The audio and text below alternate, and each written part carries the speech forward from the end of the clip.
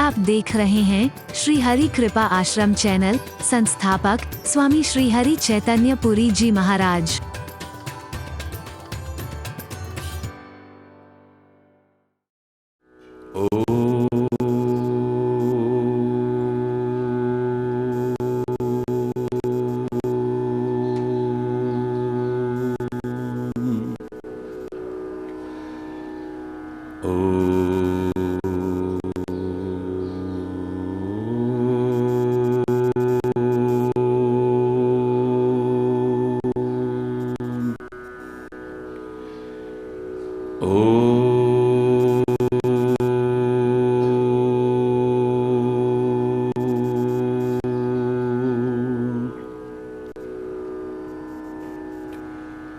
सर्वे भवन्तु सुखिनः, सर्वे सन्तु निरामयः, सर्वे भद्राणि पश्यन्तु,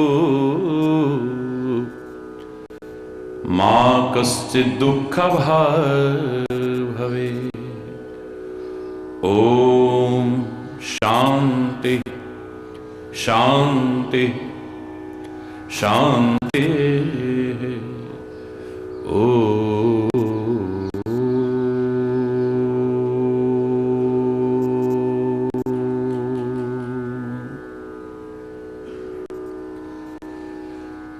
त्वमेव माताश्च पिता त्वमेव,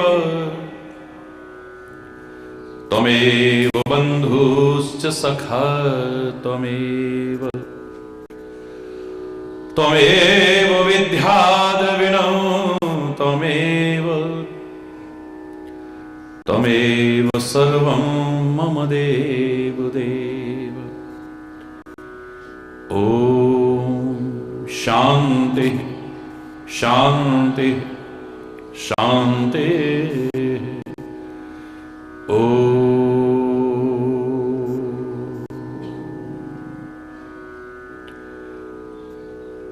ध्यानमूलं गुरुमूर्ति, पूजामूलं गुरुपदं,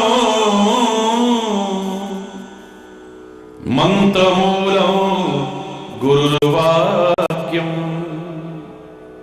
मोक्षमूलं गुरुकृपा। ॐ शान्ति शांति शांति। ओ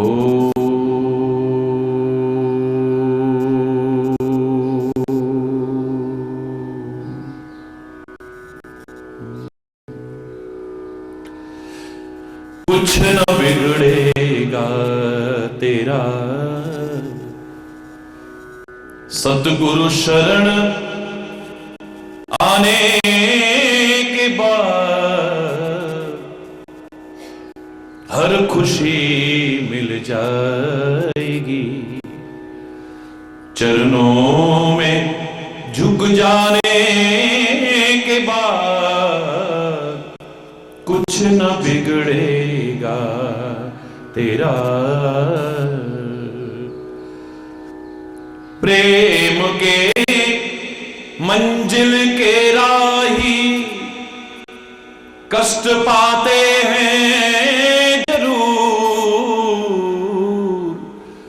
प्रेम के मंजिल के राही कष्ट पाते हैं जरूर।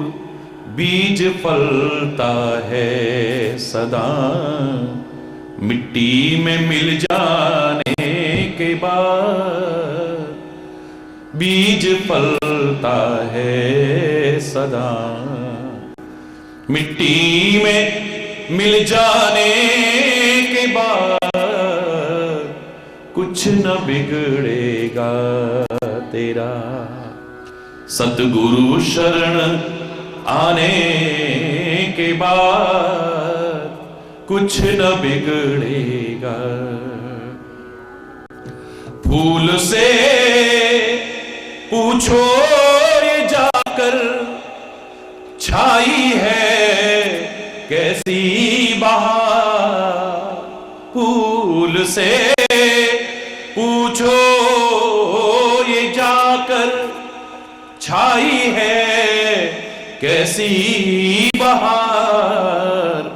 रात भर कांटों पे सोया, डाल पर आने के बाद, रात भर कांटों पे सोया, डाल पर आने के बाद कुछ न बिगड़ेगा।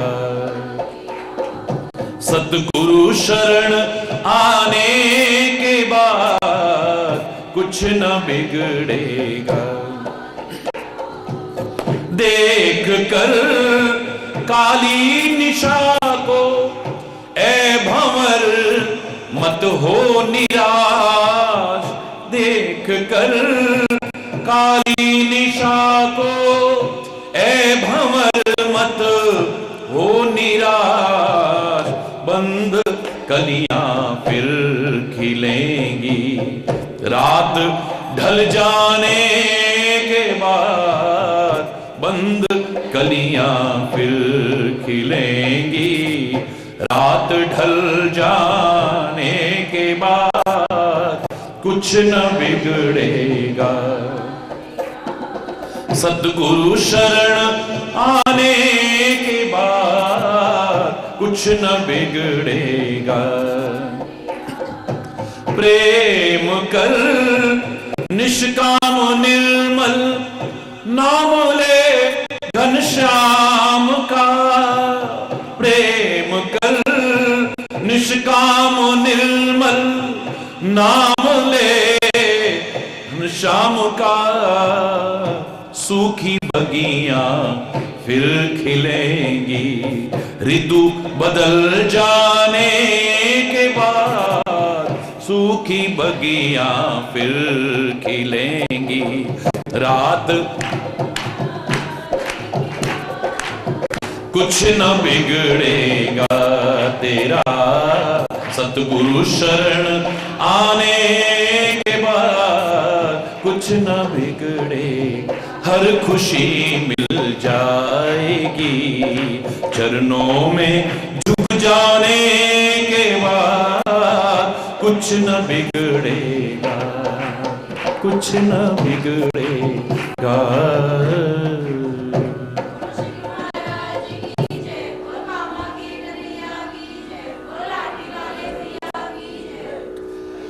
हरि बोल।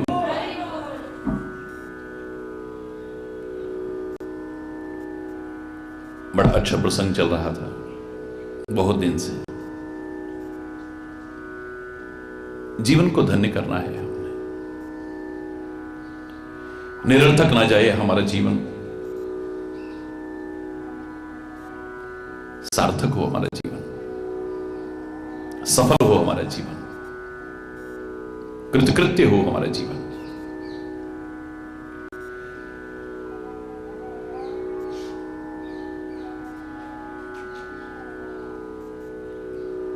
निरंतर परमात्मा के नाम का अमृत पान करने वालों का जीवन धन्य है।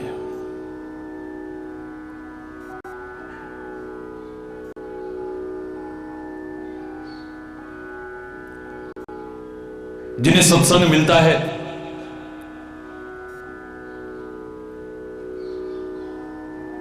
सबका संग करते हुए मार्गदर्शन को अपने जीवन में अपनाते हैं, धन्य है उनका जीवन। माता पिता की सेवा, बड़ों की सेवा, सज्जनों की सेवा, गुरुजनों की सेवा, समाज की सेवा, अपने प्यारे वतन की सेवा के मार्ग पर जो चलते हैं, धन्य है उनका जीवन।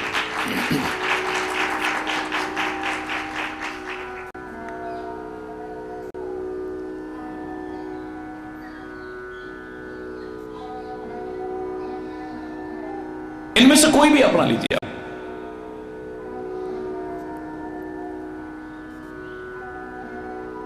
जो धर्म के काम आ गए, जो राष्ट्र के काम आ गए, जो समाज के काम आ गए, निस्वार्थ भाव से किसी के भी काम आ गए, धन्य है उनका जीवन। ये चंद पंक्तियां रोज दोहराने जैसी लग रही हैं, लेकिन इसी को माध्यम बना करके इतने दिनों से अनंत शिक्षाएं, प्रेरणाएं, संदेश, उपदेश हम ईश्वर की कृपा से प्राप्त कर रहे हैं।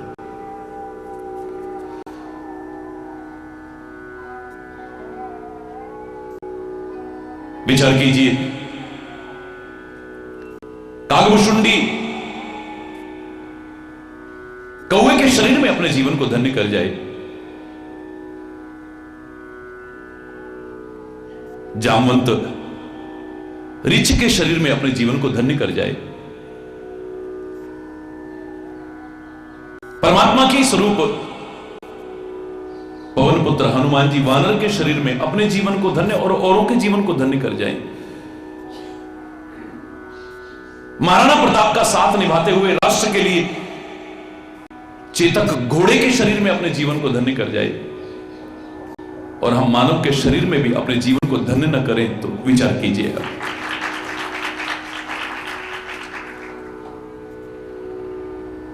प्रहलाद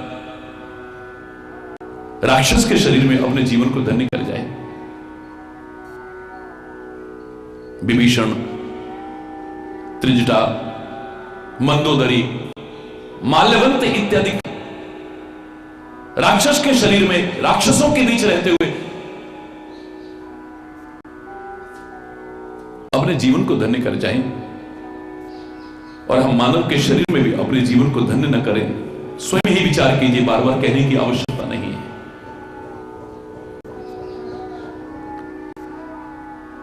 एक 5 वर्ष का छोटा सा बच्चा ध्रुव अपने जीवन को धन्य कर जाए, परमात्मा की भक्ति के मार्ग पर चलते हुए गुरु गोविंद सिंह जी के वो छोटे छोटे 9 निहाल जिंदा दीवारों में चिन्हवा दिए गए और एक बार उफ नहीं की, धर्म के लिए काम आते हुए अपने जीवन को धन्य कर जाएं। शहीद भगत सिंह, अमर शहीद सुखदेव, अमर शहीद ऊधम सिंह इत्यादि अनंत ऐसे अमर शहीद छोटी सी उम्र में अपने जीवन को धन्य कर जाएं, और हम अभी तक अपने जीवन को धन्य न कर सके तो विचार कीजिए।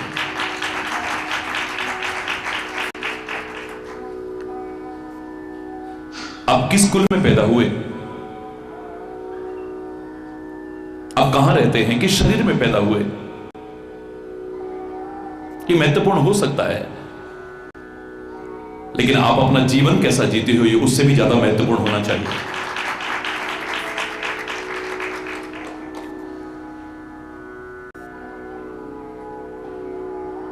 अपनी गलतियों, अपनी कमियों,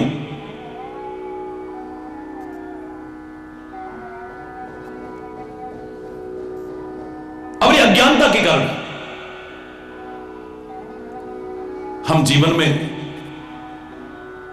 दुख, अपमान, परेशानियों, उलझनों, व्यथाओं इत्यादि के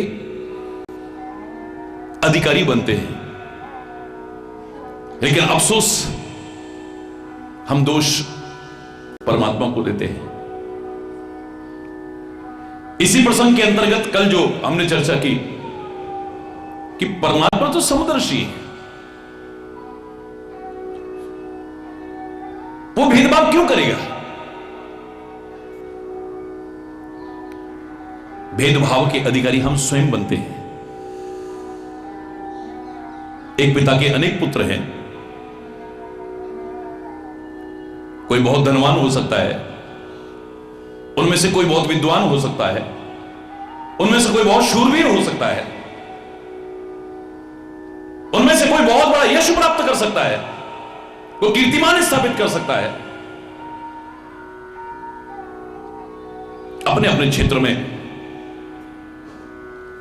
सर्वोच्चता की ओर पहुंच सकते हैं। लेकिन एक बच्चा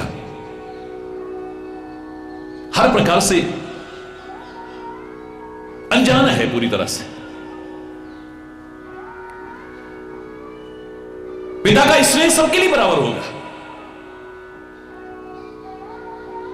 लेकिन अपने मन से, वचन से, कर्म से वो माता पिता की सेवा के अलावा, उनकी आज्ञा पालन के अलावा अपना कोई धर्म ही नहीं मानता है।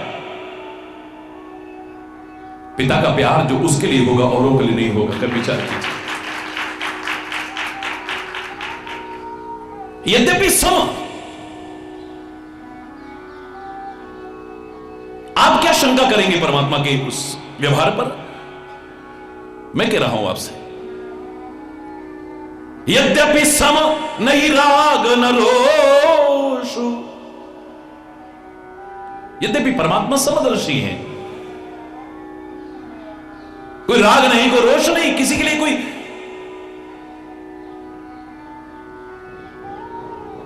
अरे उनके बताए मार्ग पर चलने वाले वो भक्त और वो संत, उनका नाम लेने वाले वो भक्त और संत, वो भेदभाव नहीं करते।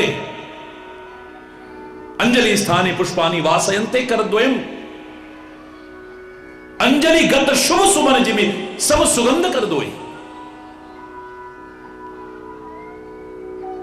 अंजलि में जैसे पुष्प रखे हुए हो, वो फूल कभी भेदभाव नहीं करते हैं।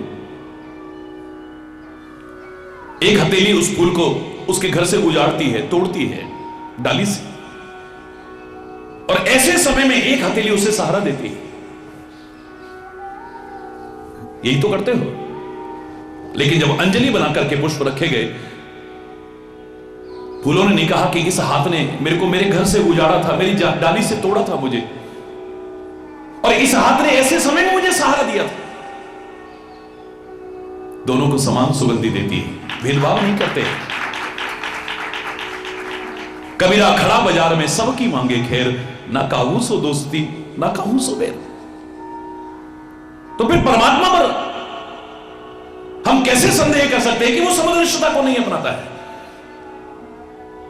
लेकिन मैं कह रहा हूं आपसे, यद्यपि सम नहीं राग न रोषु। बार बार आप लोगों के ऐसे भाव व्यक्त करने के कारण, ऐसे प्रश्न चिन्ह लगाने के कारण ही मुझे कहने को मजबूर होना पड़ रहा है। यदि परमात्मा सम है, न राग है न रोष है, तदपि करहि सम विषम विहारा। फिर भी वो सम और विषम व्यवहार करते हैं।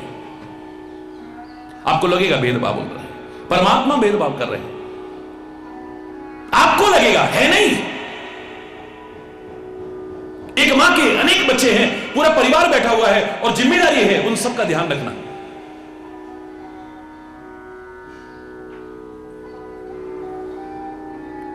शाम को हुआ, थोड़ा थोड़ा दूध सबके लिए गिलास में डाल करके ले आई। गौ माता घर में थी,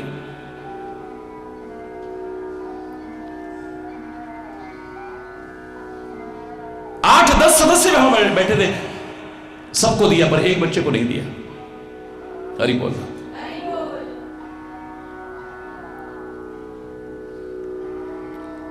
बाहर से देख करके आपको लगेगा कि देखा कितना भेदभाव है, उसको दिया उसको नहीं दिया। और कईयों को जो मजा आता है भड़काने में, आपकी भावनाओं को उद्दोलित करने में, देखा तुम्हारी मम्मी कितना भेदभाव करती है, देखा मुझे बहुत बुरा लगा, उसको लगा हो ना लगा हो। मंत्रा की तरह कैकेयी के अंदर ये भाव जानबूझ करके डालने की कोशिश, चाहे वो कितनी भी अच्छी क्यों ना हो, राम से इतना प्यार करने वाली, लेकिन संगति का प्रभाव, बार बार इस तरह के विचार का प्रभाव पड़ता है।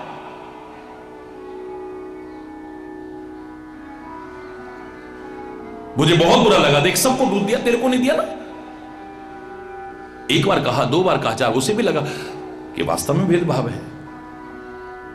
भेदभाव सा लगा ना आपको भी, लेकिन मां को पता है कि इसका पेट खराब है। जब इसको जूस दिया तब उन औरों को तो नहीं दिया, घर में इतनी सामर्थ्य नहीं है कि सबके लिए ला सके। दवाई के साथ में इसको जब जूस दिया तब उसको वो नहीं दिया।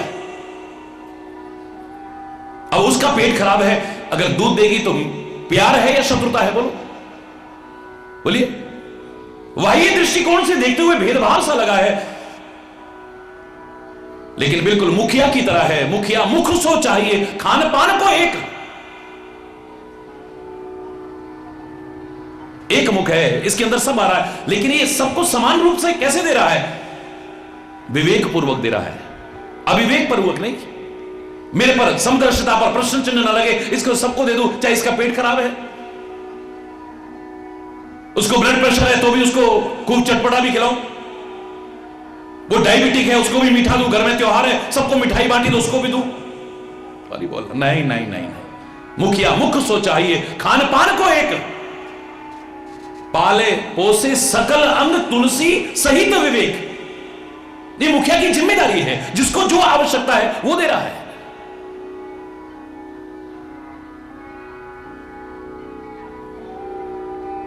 हमने जो भोजन किया है, आंखों को जो विटामिन चाहिए वो दे रहा है, हार्ट को एंटीऑक्सीडेंट चाहिए, फलाना चाहिए वो दे रहा है, शरीर के एक एक अंग को क्या क्या चाहिए वो पहुंचाने की कोशिश कर रहा है। ये नहीं कि सबको एक जैसा।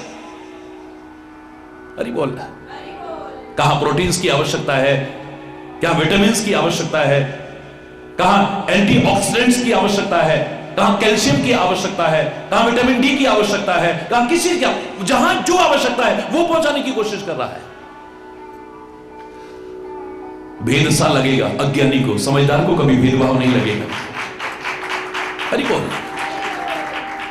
एक डॉक्टर जब दवाई देने लगे अस्पताल में और सारे सामने बैठे हुए हैं, मूर्ख व्यक्ति ही प्रश्न चिन्ह लगा सकता है कि देखा डॉक्टर साहब कितना भेदभाव करते हैं, उसको तो मीठी मीठी दवाई दी, उसको तो मीठी मीठी गोलियां दी, हमको तो कड़वी गोली दी, और हमारे तो चीरा लगा दिया, और हमारा तो पेट फाड़ दिया, और हमारा तो अंग काट दिया। हरि बोल। उसके लिए ना कोई मित्र है ना कोई शत्रु है, उसकी निगाह में सब रोगी हैं, जिसको जो आवश्यकता है वही देने की कोशिश कर रहा है। आपको लगेगा भेदभाव कर रहा है, आपको मीठी गोली की आवश्यकता है मीठी गोली, आपको कड़वी गोली की आवश्यकता है आपके अहंकार को चूर चूर करने के लिए।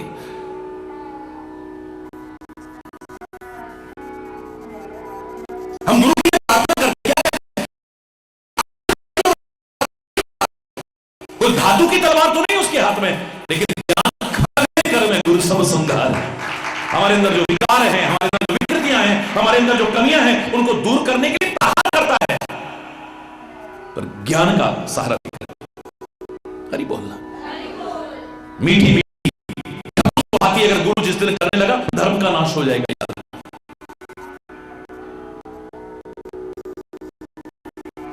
तो आपको लगेगा भेदभाव है, लेकिन उसके भेदभाव जो आप देख रहे हो वो आपके हिसाब से लागू हो रहा है। यद्यपि सम नहीं राग न रोषु तदपि करहि सम विषम विहारा, भगत अभगत हृदय अनुसार। तुम्हारे हृदय के भाव के अनुसार उसका व्यवहार होगा। तो उसकी कठोरता के, उसकी कोमलता के स्वयं अधिकारी बनते हो। उसमें कठोरता भी है कोमलता भी है। प्रकृति कितनी कोमल है पर इतनी कठोर भी है। जब भूकंप आ जाता है, सुनामी आ जाता है, सूखा पड़ जाता है, बाढ़ आ जाती है, उस प्रकृति में कितना भयंकर रूप धारण कर लेती है भाई।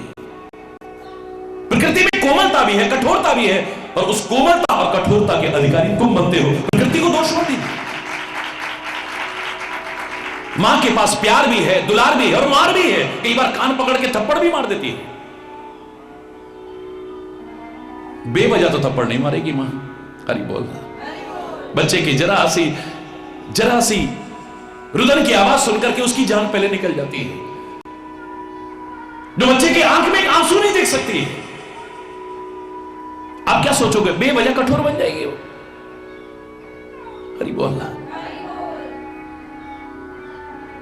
हम उसके अधिकारी बनते हैं। डॉक्टर की दवाई हमारे हिसाब से होती है, डॉक्टर के हिसाब से नहीं होती। हाँ, इतना निश्चित है कि हमारी भलाई छुपी होती है बस। मां का व्यवहार हमारी वजह, हमारे हिसाब से है, उसकी वजह से नहीं है। मां के अंदर तो कोमलता ही कोमलता है, वात्सल ही वात्सल। लेकिन कभी कभी कितनी कठोर हो जाती है मां।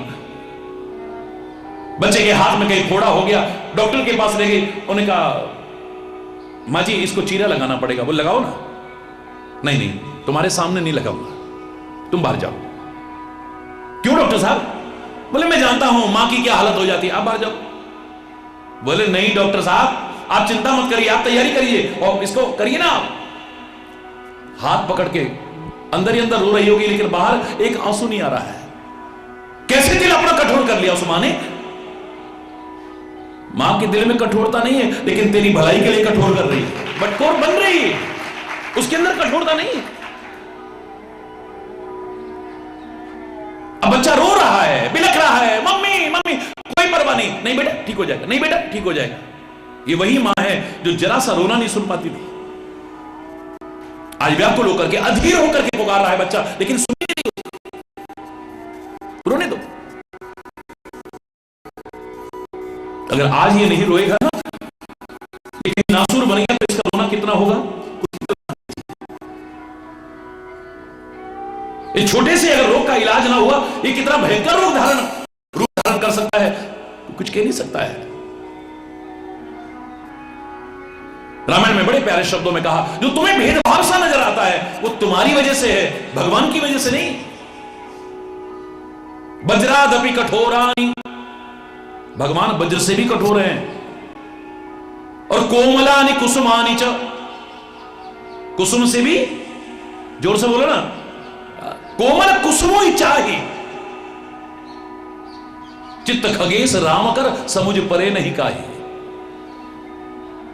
कभी तो वज्र की कठोरता भी फीकी लगे, इतना कठोर बन जाता है वो परमात्मा। और कभी फूल की कोमलता भी फीकी पड़ जाए, इतना कोमल दिखाई देता है।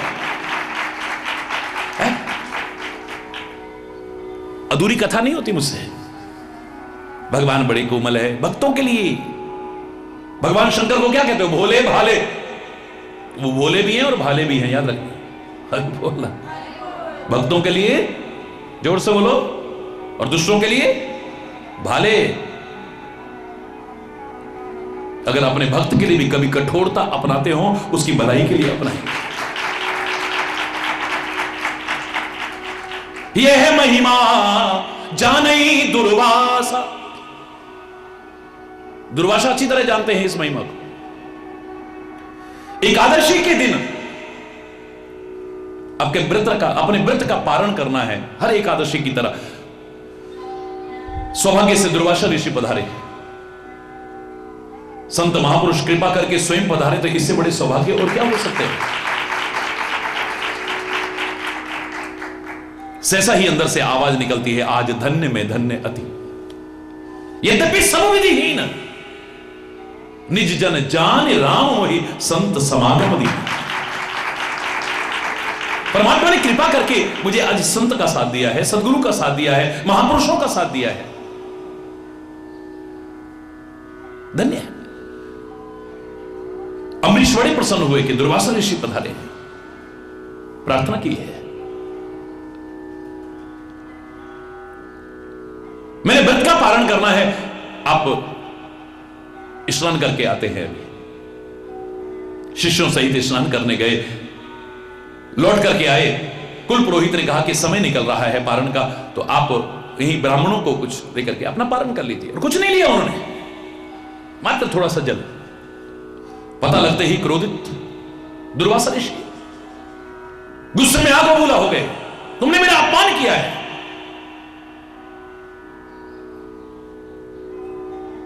मुझे निमंत्रण देने के बाद तुमने मुझसे पहले कुछ भी ग्रहण क्यों किया? गुस्से में आग बबूला, वो चरणों में गिर रहे हैं, माफी मांग रहे हैं, महाराज अपराध क्षमा करें, ऐसा ऐसा कुछ नहीं। जटा उखाड़ी, कृत्या को प्रकट किया, मारने को दौड़ी है अम्बरीश को। लेकिन मेरे परमात्मा का प्रण कभी झूठा नहीं हो सकता है। न मे भक्तः प्रणश्यति, मेरे भक्त का कभी नाश नहीं हो सकता है। अगर भक्त का नाश हो गया तो कौन नाम लेने वाला कौन रहेगा फिर? चक्र आया, उसे समाप्त किया, रक्षा की है अम्बरीश की। और अब दुर्वासा ऋषि के पीछे चक्र चल रहा है। हरि बोल। आगे आगे दुर्वासा है, पीछे पीछे चक्र है। हर लोक में घूम लिए हैं, हर जगह पर घूम लिए, लेकिन कोई रक्षा करने को तैयार नहीं है। आखिर में आकर के परमात्मा के चरणों में गिरते हैं, क्षमा याचना करते हैं। बोले क्षमा याचना मुझसे नहीं, जिसके प्रति अपराध किया है अपने भक्तों को इतना मान देते हैं परमात्मा, उसी से क्षमा याचना की। मैं पूरा वृतांत नहीं सुना रहा हूं आपको, पूरी कथा नहीं सुना रहा हूं। यहां सार क्या निकल करके आता है? एक के लिए भगवान इतना पक्ष ले रहे हैं और दूसरे के लिए, लेकिन दूसरा अपने व्यवहार को तो देखे, चाहे कितना भी महान क्यों ना हो, अपने आचरण को तो देखे, अपने स्वभाव को तो देखे। मुझे लगता है ये चरित्र सिखा रहा है कि दुर्वासा दया का पात्र है और अम्बरीश कृपा का पात्र है। सब पर मोही बराबर दाया, इसलिए रामायण में कहा, भगवान कहते हैं सब पर मेरी बराबर दया है, कृपा नहीं कहा। हरि बोल। तो कृपा तो निज जन को ही प्राप्त हो सकती है, उसका अधिकारी बनना पड़ता है। और इसलिए मैं कहा करता हूं, दया के पात्र नहीं, कृपा का पात्र बनने की कोशिश करना। हरि बोलना। परमात्मा अपने प्रति किए अपराध को क्षमा कर सकते हैं। इस वृतांत को सुनने के बीच में मैं कह रहा हूं, परमात्मा के प्रति हमसे कोई अपराध हो वो क्षमा कर देंगे, लेकिन उनके भक्त के प्रति यदि अपराध हो परमात्मा क्षमा नहीं कर सकते। निज अपराध रिसाई न काऊ, नहीं होंगे क्रोधित, ये अज्ञानी है। अरे उसके संत, उसके भक्त क्रोधित नहीं होते, वो कहते ये अज्ञानी है, ए परमात्मा इन्हें क्षमा करना। ये नहीं जानते हम क्या कर रहे हैं।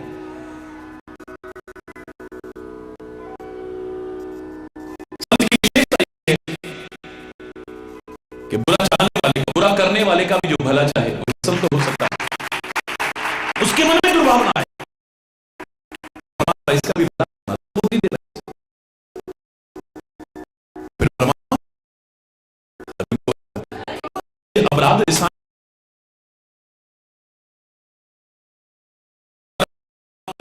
कर करई, राम रोष पावक सो जरई। उनके भक्त के प्रति यदि अपराध किया तो राम के क्रोध की अग्नि में जल करके भस्म हो जाए।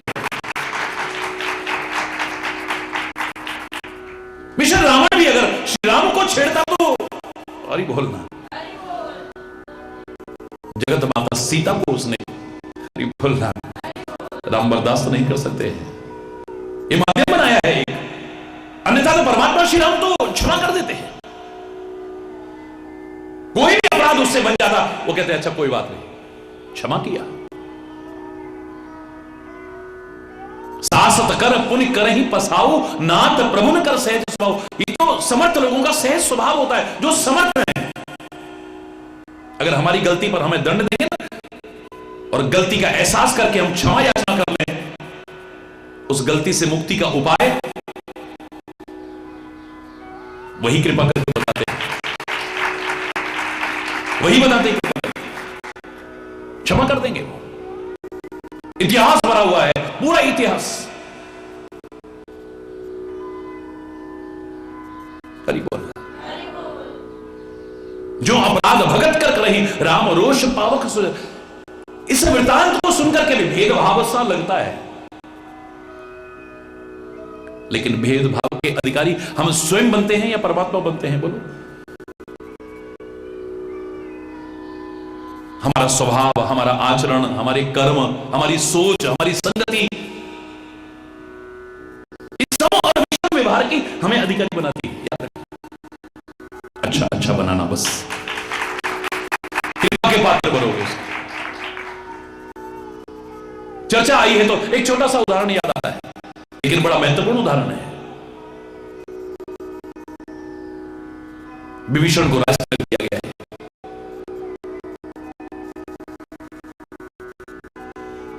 राज्य सिंहासन पर विभीषण बैठ गया है रावण की मृत्यु के बाद।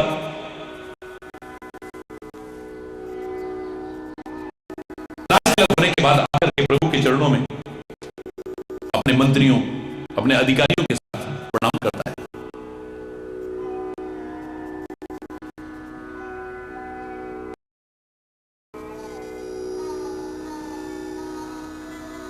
परमात्मा श्री राम पूछते हैं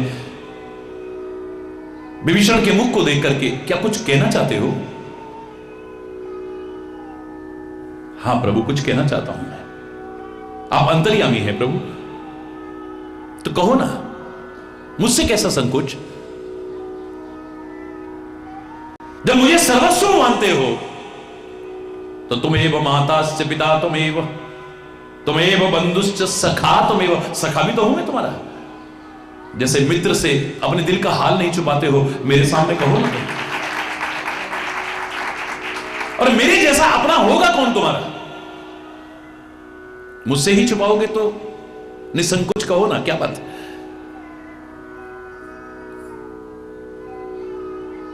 विभीषण हाथ जोड़ करके, सिर झुका करके विनम्रता पूर्वक कहता है, हे परमात्मा, हे प्रभु, आपने ही मुझे राज्य सिंहासन पर बिठाया है। मैं इस योग्य कहां था? अब ये राज्य मेरा नहीं, आपका ही है।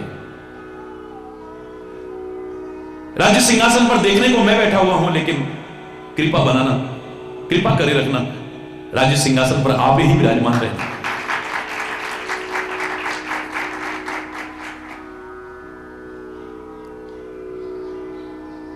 ऐ परमात्मा श्री राम, जैसे मैं राज्य सिंहासन पर बैठा, लंका निवासी आपकी जय जयकार करते हुए सब एकत्रित हो गए। मेरे मन में आया कि राज्य सिंहासन पर बैठा हूं परमात्मा श्री राम की कृपा से, तो आपका नाम लेकर के इन्हें कुछ उपहार दो। मैंने ऐसे ही पूछ लिया, हे नगर निवासियों, आप लोग स्वयं बताओ कि आप क्या चाहते हो। परमात्मा श्री राम की कृपा से आपको वही प्राप्त होगा। लगता है सब के सब मीटिंग करके आए थे। एक स्वर में सारे के सारे कहते हैं, हे महाराज, हे लंकेश, अगर आप हमें देना ही चाहते हो तो हमारी इस अपवित्र नगरी में परमात्मा श्री राम के चरण डलवा दीजिए बस। हमें कुछ और नहीं चाहिए, हमें कोई आभूषण नहीं चाहिए, हमें कोई धन या खजाना नहीं चाहिए, कोई उपहार नहीं चाहिए, हमें बस यही चाहिए और कुछ नहीं चाहिए। सारे लंका निवासियों में एक सुर में कहा था कि बस परमात्मा श्री राम के चरण हमारी नगरी में डलवा दीजिए, धन्य हो जाए, ये पवित्र हो जाएगी।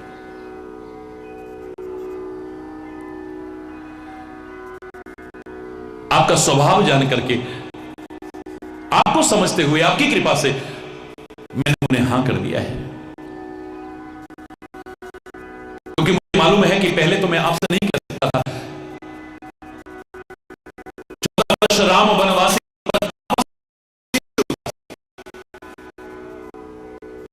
नगर में प्रवेश नहीं करना है, गांव में प्रवेश नहीं करना है, आपके नियम थे, मैं आपका नियम भंग ना करता।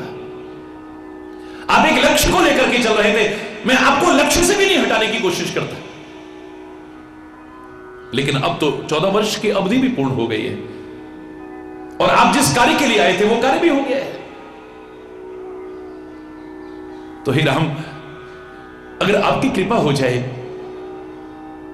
तो हमारी लंका जैसी अपवित्र नगरी में अपने चरण डाल करके उसे पवित्र और धन्य कर दीजिए, कृतज्ञ कर दीजिए। परमात्मा श्री राम की आंखों में आंसू आ गए, शरीर रोमांचित हो गया, गदगद हो गए। और पहली बार बेबसों का सहारा बनने वाला मेरा परमात्मा श्री राम अपने आप को बेबस सा महसूस कर रहा है, पहली बार।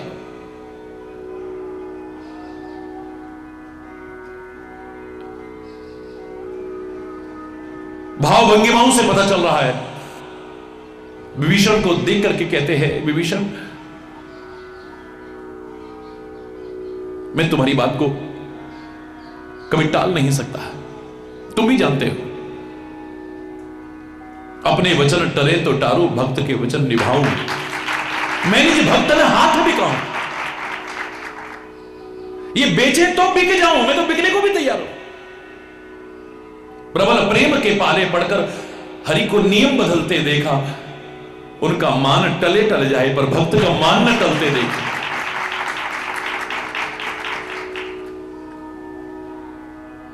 अपने वचन तक को टाल देते हैं, अपने प्रण तक को टाल सकते हैं, लेकिन भक्त के वचन को, प्रण को निभाते हैं मेरे परमात्मा। लेकिन परमात्मा श्री राम कहते हैं, विभीषण तेरे प्रति, लंका निवासियों के प्रति मेरे हृदय में अगाध प्रेम है, सत्य स्वीकार करना। लेकिन मैं जानता हूं कि समय इतना कम है, अगर लंका में भी ना आया तो कुछ अनर्थ होने की संभावना नहीं है, पर अयोध्या में अगर जाते जाते एक क्षण भी विलंब हो गया, मेरा भरत भैया मुझे जिंदा नहीं मिले। बीते अवधि जाऊं जो जियत न पावऊं वीर।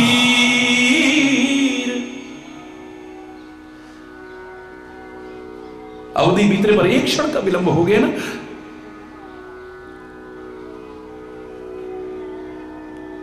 मेरे भरत अपने प्राणों को त्याग देगा,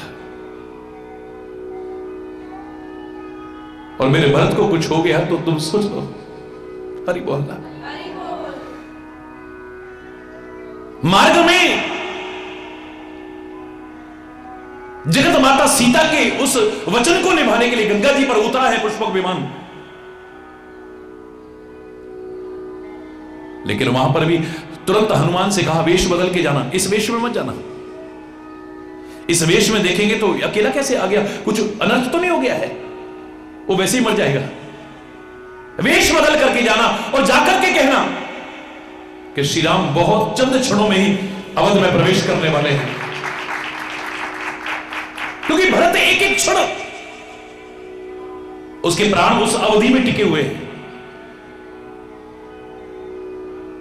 परमात्मा श्री राम कहते हैं इस समय लंका में प्रवेश करने की दूर कर, लंका से जितनी दूर जल्दी भेज सकते हो,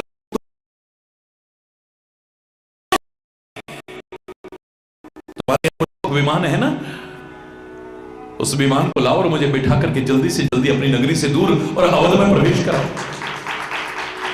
अब भेदभाव लगेगा ना, भरत के लिए स्वयं व्याकुल हो रहे हैं और एक व्याकुल होकर के प्रार्थना कर रहा है, अरे बोलना। पर भरत के प्यार में, इनके प्यार में कुछ फर्क तो होगा, उसे तुम अनुभव करना, मैं नहीं कहूंगा। हरि बोलना, जोर से बोलना। अंगद गिड़गिड़ा रहा है, प्रार्थना कर रहा है, रो रहा है, बिलख रहा है कि आपके चरणों को छोड़ करके मैं नहीं जाऊंगा। कहते नहीं, अब तुम सुग्रीव के साथ जाओ, मेरा स्मरण करते हुए अपने कर्तव्य का निर्वाह करो, तुम जाओ। मोरे तुम प्रभु गुरु तुम आता, जाऊं कहां तज पद जल जाता, कहां जाऊं मैं आपके चरण कमलों को छोड़ करके, मेरे तो सब कुछ आप ही हैं, मेरे पिता ने आपको सौंपा है, मरते समय आपके हाथ में हाथ पकड़ाया, अब हाथ छोड़ रहे हो मेरा। अगर था छोड़ना तो फिर क्यों मेरा हाथ पकड़ा था। हरि बोलना। अगर आपने छोड़ना था तो मेरा हाथ क्यों पकड़ा था, उसी समय बाली को मना कर देते कि मैं नहीं पकड़ सकता हूं।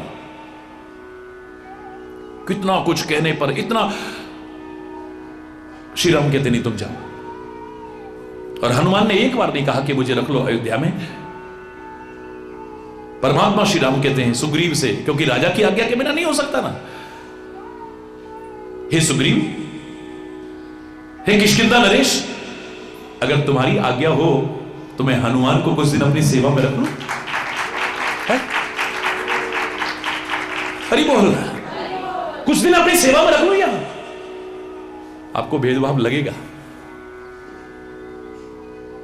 अपनी अज्ञानता के कारण, अपनी अल्पज्ञता के कारण,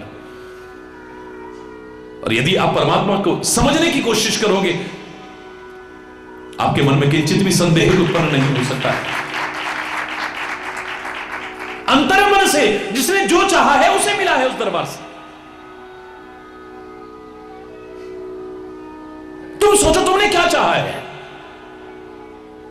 अधिकांशतः तुमने दुनिया को चाहा है, दुनिया के मालिक को नहीं चाहा है। और दुनिया का मालिक भी तुम्हारे सामने आ जाए, तुम दुनिया मांगते हो, उसे कहां मांगते हो। कहेगा जाओ ना फिर दुनिया में।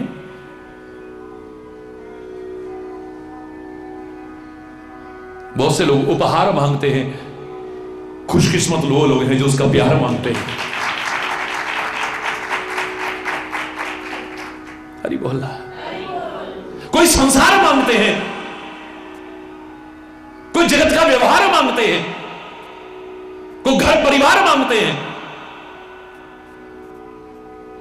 और कोई विभिन्न उपहार मांगते हैं। लेकिन सच्चा भक्त तो उसका प्यार मांगता है और कुछ नहीं।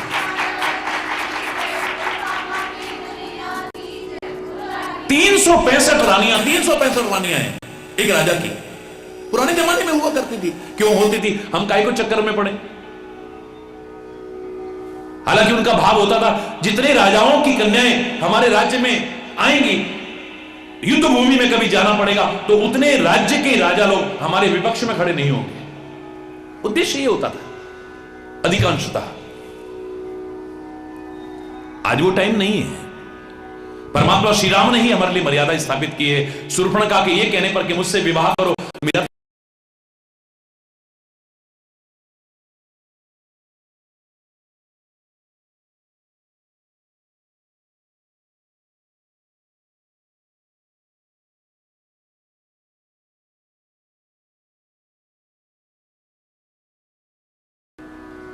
राजा विदेश जाने लगा, सारी रोने लगी, जल्दी आना जल्दी आना जल्दी आना।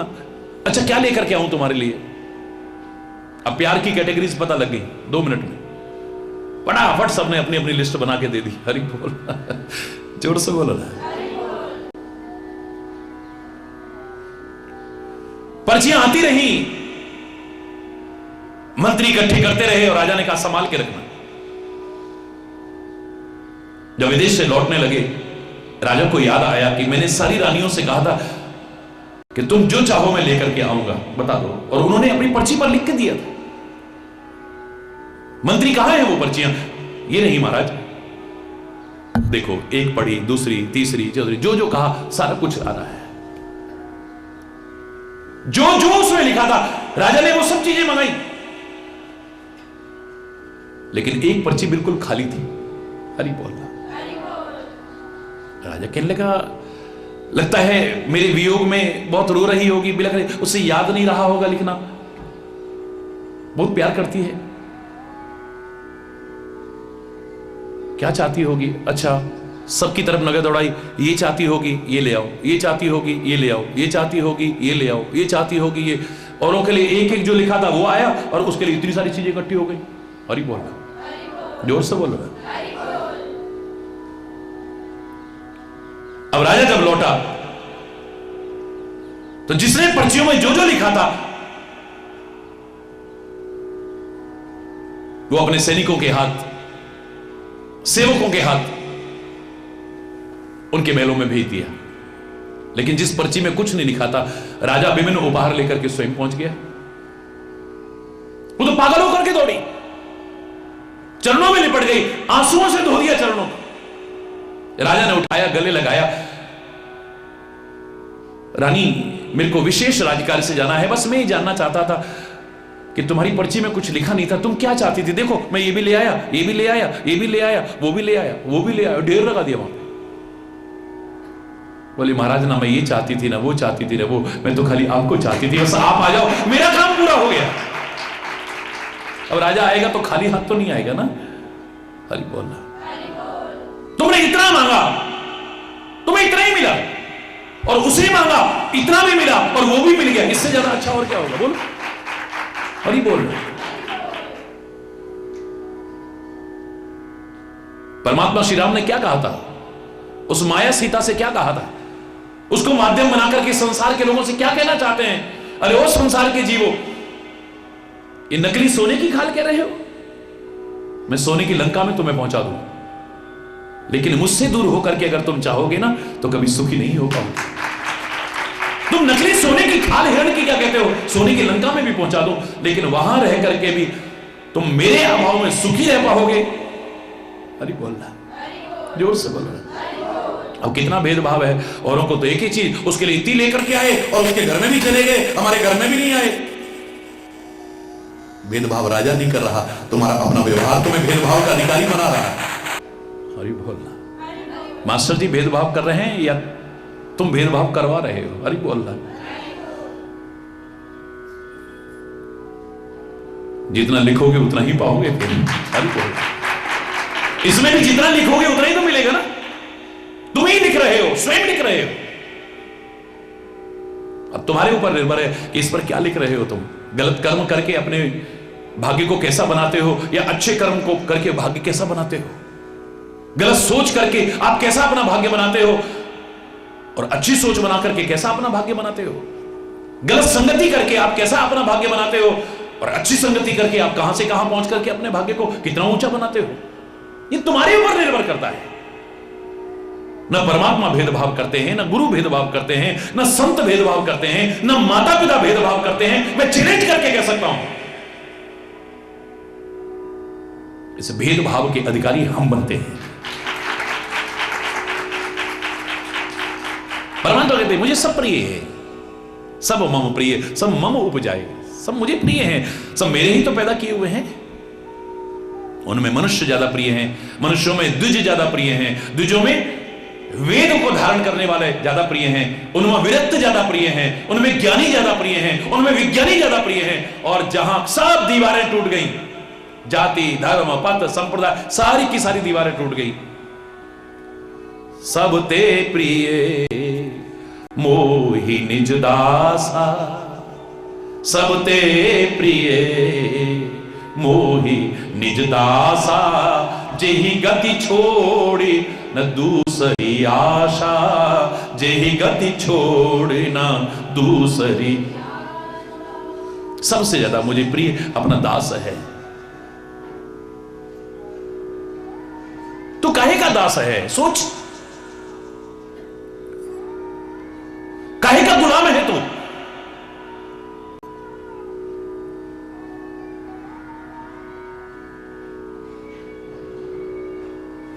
कोई गंदी आदतों का गुलाम बना हुआ है,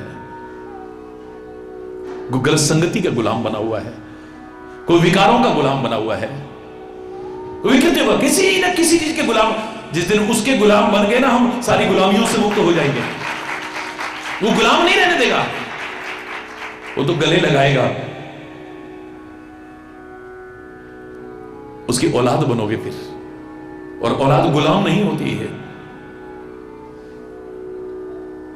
वो तो उत्तराधिकारी होती है। हरि बोल, जोर से बोल रहा है। मोर दास कहाय नर आशा, करिए तो कहो कहा विश्वासा। मैं उसे कैसे अपना सेवक कहूं जो औरों से उम्मीद लगाए बैठा है। रोना है तो औरों के आगे जाके रोना है, दिल खोलना है तो औरों के आगे आके खोलना है, उम्मीद करनी है तो औरों से करनी है, संबंध बनाने हैं तो औरों से बनाने हैं। फिर हरि बोल, जोर से बोलना। और जिस दिन हो गया कि मेरे तो गिरधर गोपाल दूसरो न कोई, मेरे तो गिरधर गोपाल मेरे तो, जाके सरमोर मुकुट मेरो पति सोई, जाके सरमोर मुकुट मेरो पति सोई, मेरे तो गिरधर गोपाल दूसरो। मेरा तो एक तू ही है बस, और कौन? हरि बोल, जोर से बोलना। जिस दिन आपके मन में ऐसा आ जाए, फिर देखो तुम। पुराने जमाने में एक कहानी कहते थे लोग कि एक संत मगन होकर के भगवान करते हुए चले जा रहे थे, सुमिरन करते हुए चले जा रहे, कीर्तन करते हुए चले जा रहे थे, यहां तक कि उन्हें अपने तन मन की भी सुध नहीं थी, बिल्कुल बेसुध अवस्था में।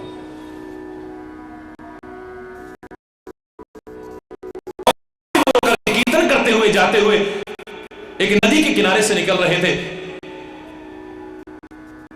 राजा के वस्त्र जो धोबी धोकर के सुखा रहा था, उनके ऊपर पांव होते हुए चले गए। हरि बोल।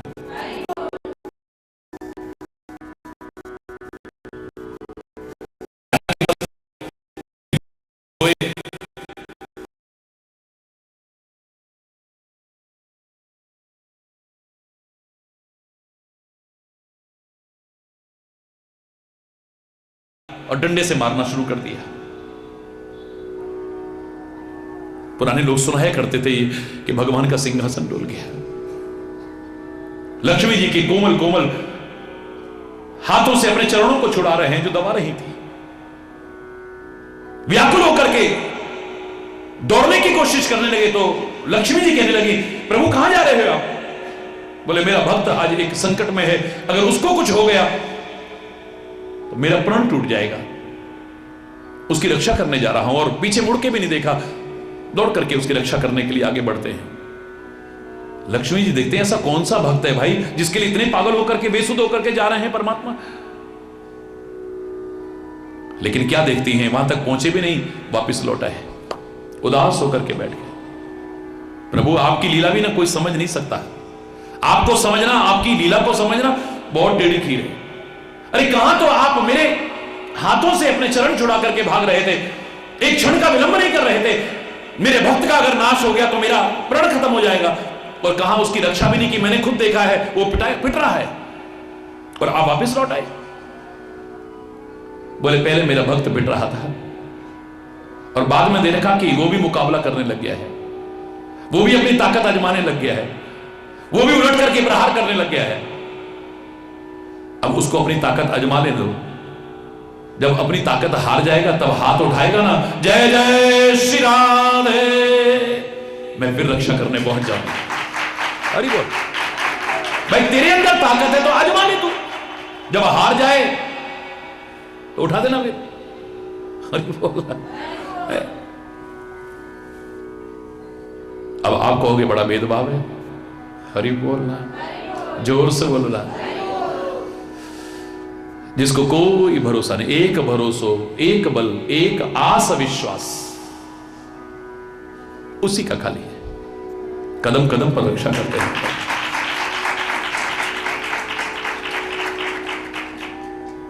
जय जय नारायण नारायण हरि हरि, जय जय नारायण नारायण हरि हरि, जय जय नारायण नारायण हरि हरि, जय जय नारायण, जय जय नारायण नारायण हरि हरि, नारायण नारायण हरि हरि, जय जय नारायण नारायण हरि हरि, जय जय नारायण, जय जय नारायण नारायण हरि हरि, जय जय नारायण। हम आए शरण तिहारी हरि, हम आए शरण तिहारी हरि, हम आए। अब राखो लाज हमारी हरि, अब राखो लाज हमारी हरि, नारायण नारायण हरि हरि, जय जय नारायण,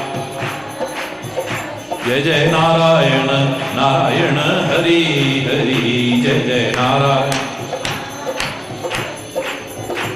भक्तों के प्राण आधारे हरि, भक्तों के प्राण आधारे हरि, सारे जग के परम सहारे हरि, सारे जग के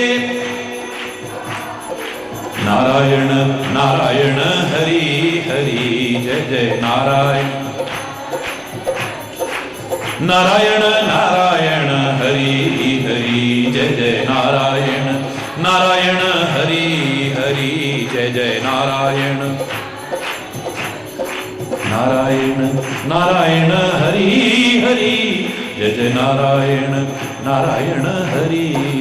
हरि बोल, हरि बोल, हरि बोल, हरि बोल, हरि बोल, हरि बोल, हरि बोल, हरि बोल, हरि बोल, हरि बोल, हरि बोल, हरि बोल,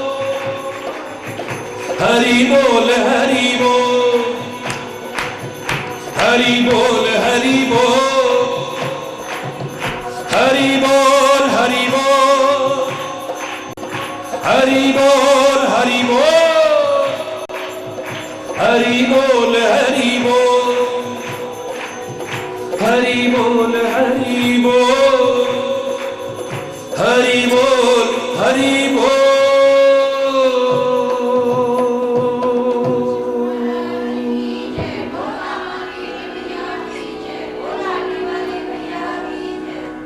हरि बोल। धर्म की, अधर्म का, प्राणियों में, विश्व का, गौ माता की, भारत माता की, गंगा माता की, संत समाज की, भारत की देवियों की, भक्त समाज की,